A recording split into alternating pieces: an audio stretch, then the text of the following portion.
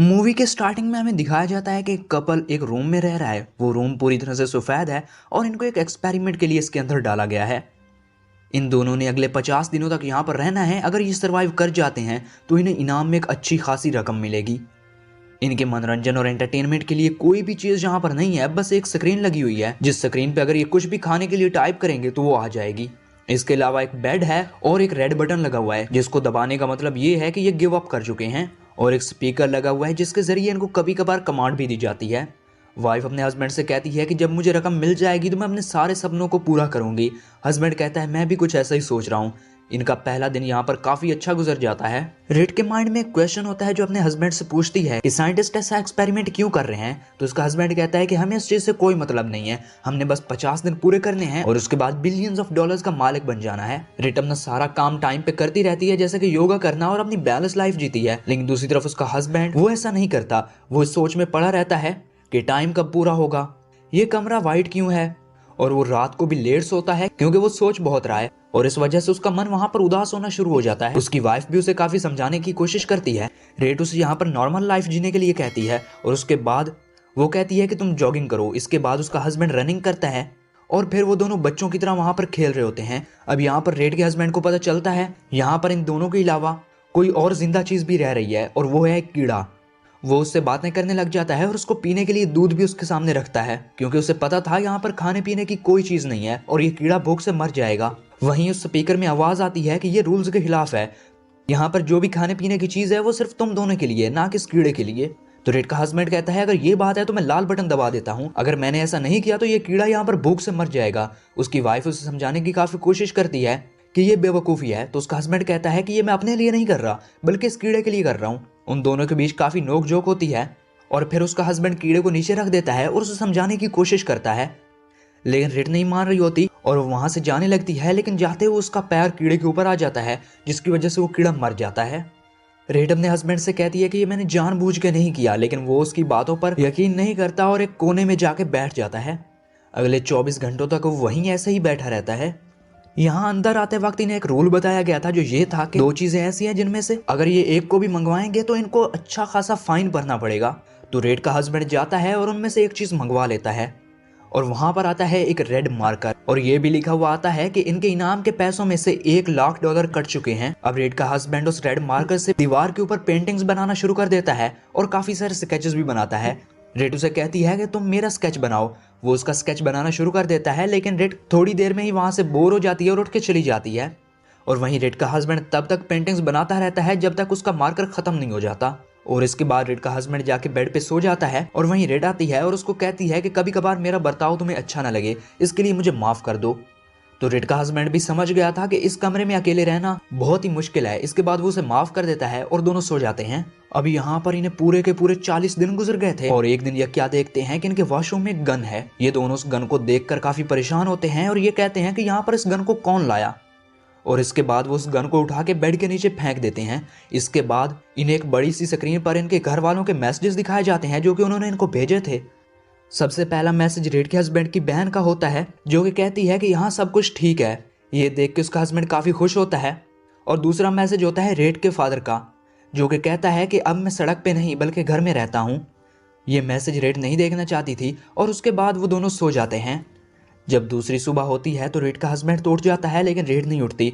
वो कहती है कि मैं अपने फादर को कभी नहीं देखना चाहती क्योंकि वो बहुत ज़्यादा शराब पीते हैं और उन्होंने मेरे स्कूल कॉलेज की फीस कभी नहीं भरी। यही वजह थी कि उसके बारे में मैंने तुम्हें कभी नहीं बताया। अब यहाँ पर रेड पूरी तरह से डिप्रेस हो चुकी थी और उसका हस्बैंड उसे खुश करने की पूरी कोशिश करता है, लेकिन वो किसी भी हालत में खुश नहीं होती। तो रेड का हस्बैंड कहता है कि क्यों ना हम दूसरी चीज़ भी मंगवा लें, उससे हमारे कुछ दिन और अच्छे गुजर जाएंगे। वैसे भी हमारे बहुत ही कम दिन रहते हैं यहाँ पर, इसके बाद तो हम बाहर चले जाएंगे। तो रेड कहती है कि नहीं, तुम और पैसे बर्बाद मत करना, तुम पहले भी काफी पैसे बर्बाद कर चुके हो। ये सुनकर रेड का हस्बैंड काफी उदास हो जाता है, लेकिन थोड़ी देर के बाद वो उसको कहती है ठीक है, तुम दूसरा बटन भी दबा सकते हो। वो दूसरा बटन दबाता है तो वहां पर एक लड़की अंदर आती है जिसने बिल्कुल भी कपड़े नहीं पहने होते। रेड का हस्बैंड उससे पूछता है तुम कौन और यहाँ क्या कर रही हो। तो वो कहती है कि मुझे यहाँ पर 24 घंटे गुजारने हैं जिसके लिए मुझे अच्छे खासे पैसे मिलेंगे। इसके बाद रेड का हस्बैंड उसे अपनी टी शर्ट दे देता है और वो लड़की रेड के हस्बैंड की बनाई हुई पेंटिंग्स और स्केच की काफी तारीफ करती है जो सुनकर रेड को बिल्कुल भी अच्छा नहीं लगता। इसके बाद रात हो जाती है। रात को रेड का हस्बैंड खुद नीचे सोता है और उन दोनों को बेड पे सुला देता है। लेकिन वो लड़की अच्छी हरकतें नहीं कर रही थी। इसके बाद वो अपने हस्बैंड को बेड पे बुलाती है और उन दोनों के दरमियान में खुद सो जाती है। दूसरी सुबह होती है, रेड और उसका हस्बैंड बातें कर रहे होते हैं और वो लड़की वहां पर आती है जो कि गोल गोल घूमने लगती है। उसकी वाइफ भी उसे देख के उस लड़की के साथ वहीं डांस करने लग जाती है। ये देखकर रेड के हस्बैंड को काफी अच्छा लगता है और वो वहीं अपने ख्यालों की दुनिया में खो जाता है, जहां पर वो देखता है कि वहां पर उसे सफेद की जगह सब कुछ काला नजर आ रहा है और वो खुद पानी में डूब रहा है और उसके छोटे भाई का फेस भी उसे नजर आ रहा है जो कि वो भी उसके साथ ही पानी में डूब रहा है। यहाँ पर रेड को पता चल जाता है और वो उसे जगाने की काफी कोशिश करती है। रेड का हस्बैंड होश में आ जाता है लेकिन वो अब भी काफी डरा हुआ था, लेकिन रेड उसको फिर से सुला देती है और वो उस लड़की से बातें करने लग जाती है। जब रेड के हस्बैंड को होश आता है तो रेड उस टाइम वहां नहीं थी बल्कि वो वॉशरूम में होती है और रेड का हस्बैंड यानी कि माइक उस लड़की के साथ बातें करने लग जाता है और अपने दुख शेयर करते हैं दोनों। ये सुनकर वो लड़की माइक का हाथ पकड़ लेती है और वहीं पर रेड भी आ जाती है, जो कि उन्हें इस हाल में देखकर काफी परेशान होती है क्योंकि वो पहले भी इस लड़की से बहुत ज्यादा चिढ़ती थी और अब तो बहुत ज्यादा। ये देखकर रेड को बिल्कुल भी अच्छा नहीं लगता और वो उसे कहने लगती है कि तुम हमेशा से मुझे धोखा दे रहे थे और वो काफी गुस्सा हो जाती है। ये सुनकर माइक उन दोनों को चुप होने को बोलता है और फिर वो तीनों सो जाते हैं। जब सुबह होती है तो वो देखते हैं कि वो लड़की वहां पे है ही नहीं बल्कि वो चली गई है, लेकिन उसने माइक के लिए एक मैसेज लिखा है। मैसेज में उसने ये लिखा है कि आज तक मुझसे इतना प्यार कभी किसी ने नहीं किया जितना माइक ने किया। ये देखकर रेड गुस्सा हो जाती है और वो कहती है कि तुम वाकई में मुझे चीट कर रहे थे और उन दोनों के बीच काफी झगड़ा होता है, लेकिन माइक कहता है कि नहीं, ये झूठ है, शायद ये गेम का कोई हिस्सा है ताकि वो हम दोनों को अलग कर सकें, हम दोनों के बीच तनाव पैदा कर सकें।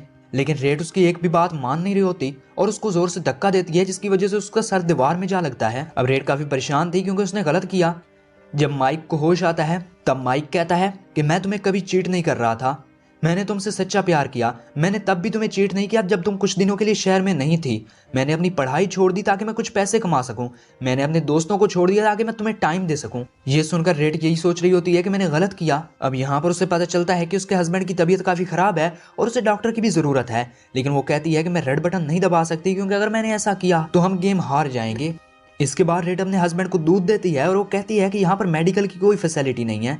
इसके बाद रेड का हस्बैंड उसे कहता है कि अगर मुझे और ज्यादा गहरी चोट आई होती तुम तब भी मुझे ऐसे ही छोड़ देती। इसके बाद वो कहता है कि मुझे ऐसे पैसे नहीं चाहिए और वो कहता है कि मैं रेड बटन दबाने जा रहा हूँ। इसके बाद रेड वो गन उठाती है और उसको गन पॉइंट कर देती है, लेकिन रेड का हस्बैंड नहीं रुकता और वो रेड बटन दबा देता है।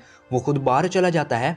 अब यहाँ पर रेड अकेली रह गई थी। वो जब अगली सुबह उठती है तो वो बहुत ही अकेला फील कर रही होती है। उसे ऐसा लग रहा था जैसे ये कमरा उसे काटने को दौड़ रहा है। इसके बाद वो अपने हस्बैंड के स्केचेस देखती है और उनके जरिए उन्हें याद करने लगती है। रेड वहाँ पे काफी अकेला महसूस कर रही थी। उसको वहाँ पर 48 दिन हो चुके थे, उसे बस 2 दिन और यहाँ पे रहना था, लेकिन वो भी उस कमरे से बाहर जाना चाहती थी और वो रेड बटन दबा के बाहर चली जाती है। अब कुछ महीने बाद का टाइम दिखाया जाता है जब रेड का हस्बैंड जॉगिंग करते हुए उसके घर के सामने से जा रहा था और उसका टकराव होता है उससे। बेसिकली ये दोनों उस एक्सपेरिमेंट के बाद आज मिल रहे हैं। इसके बाद माइक रेड से बातें करने लगता है और उससे पूछता है क्या तुमने वो टास्क पूरा किया, तो इसका कोई जवाब नहीं देती। उन दोनों को वहां पर रह के ये पता चल गया था कि पैसा इनकी जिंदगी में कभी खुशी नहीं ला सकता, बल्कि इनका एक दूसरे पर इतबार और एक दूसरे से प्यार ही इनकी जिंदगी में खुशियां लाता है। और इसके बाद ये दोनों अपनी लाइफ एक बार फिर से शुरू करना चाहते थे।